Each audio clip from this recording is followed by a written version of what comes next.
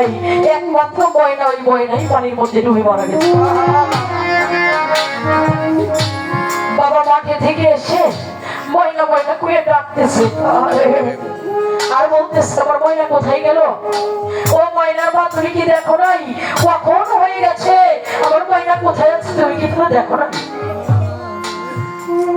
স্বামী স্ত্রী দুইজনে খুঁজতে খুঁজতে দেখে একটু দূরে পুকুর পাড়ে ওই ময়না নদীর মধ্যে পড়ে তার পাখি চিরতরে উড়ে গেছে। ওই ময়না দুনিয়ার মধ্যে ময়না নাই, ময়নার লাশ ওই পুকুরের মধ্যে ভাবনা। ময়নার বাপনের পাগল হয়ে গেছে, চিৎকার করে কাঁদে, গ্রামের মানুষ তাকে ধরে রাখতে পারে না, বলে আমি আর ঘরে থাকতে পারবো না রে, আমার ময়না আমাকে যে পাগল করে দিয়েছে।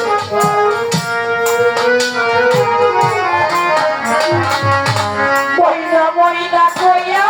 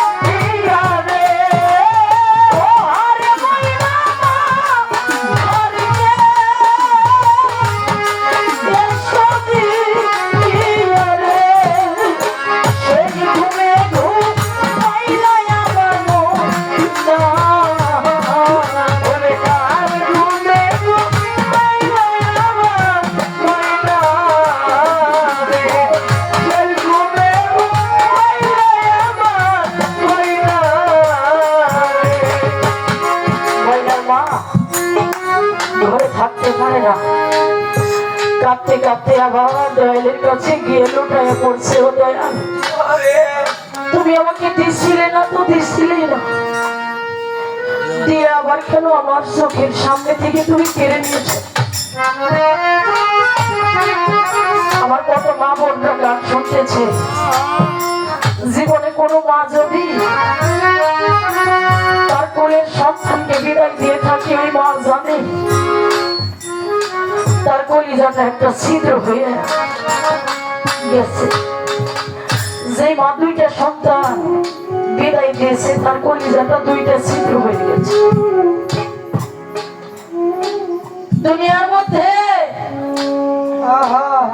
সন্তান যদি কোনো মায়ের আগে চলে যায়, ওই মা কাঁদে জনম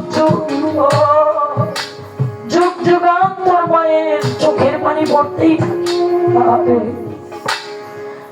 বাবা, কোনো মানুষকে বুকে হাত দিয়ে বলতে পারবেন যে আমার জীবনে আমি কিছু হারাই নাই? বলা পারবেন?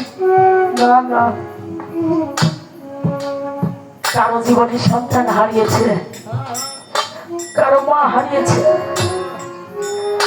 কারো বাবা চলে গেছে, কারো আপন আপন মুর্শিদ চোখের আড়াল হয়ে গেছে। আজকে যেমনি করে আমার কালাই সব আমার জানা হলো, দয়ালকে হারিয়ে, দয়ালকে বিদায় দিয়ে, ভালোবাসার মানুষকে বিদায় দিয়ে একটা ঘরে থাকা যে কত কষ্ট। যে আপন মানুষকে বিদায় দেয় নাই, সে কখনো বুঝে না যে কত যন্ত্রণা।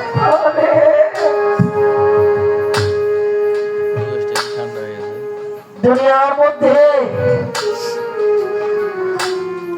মণিমুক্তা হীরা কাঞ্চন যদি কারো না থাকে ঘরে, রশিদ ভাই একদিন অর্থ হইলে সবই মিলে দিন করে। দুনিয়ার এমন কিছু ধন আছে যা হারাইলে দুনিয়ার হীরা কাঞ্চন দিয়েও তার পূর্ণ করে যায়।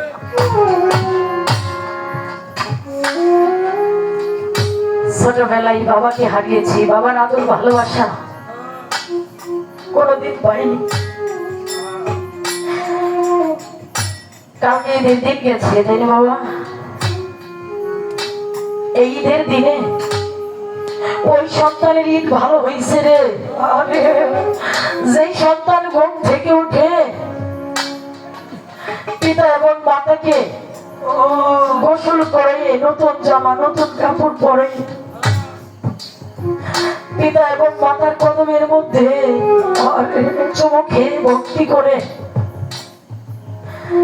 ওই পিতা মাতার মুখে ঈদের ফিরনি পায়াস মুখের মধ্যে দিয়ে যে সন্তান ঈদ গায়, আরে মাঠে গিয়ে নামাজ আদায় করেছে, অনেক ভালো হয়েছে।